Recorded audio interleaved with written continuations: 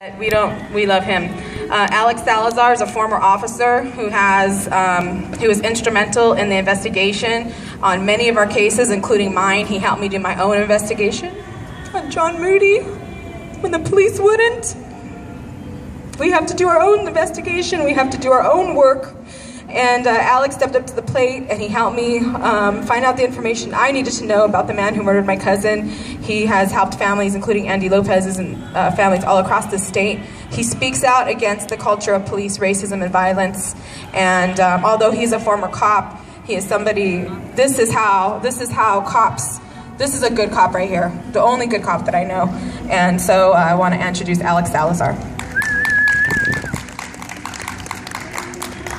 Thank you, Christina. I'm very humbled, and thank you everyone here who's given me a chance to get to know you, and also for me to talk about my story, the things that I witnessed, that I saw as a Los Angeles police officer.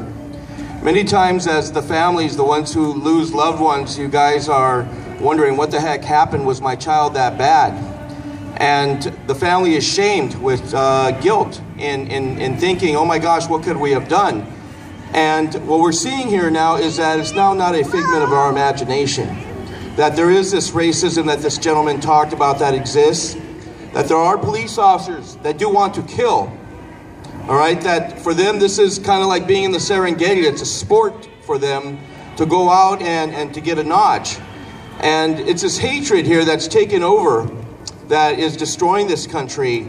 And I was present in Ferguson, Missouri, when you're going to hear one of our speakers here shortly, David, talk about, you know, this animal that is just all over the place. And so I want to tell you guys that we need to continue speaking out. We also need to support whistleblowers. The whistleblowers were responsible in Los Angeles for the arrest of 21 deputies.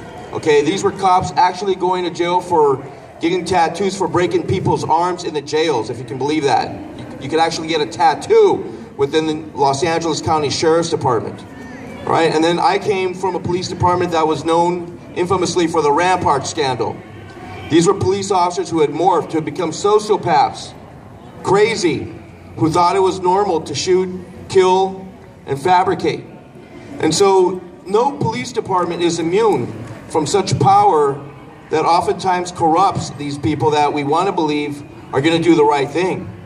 And the so-called good officer many times isn't a good officer because that officer's staying quiet.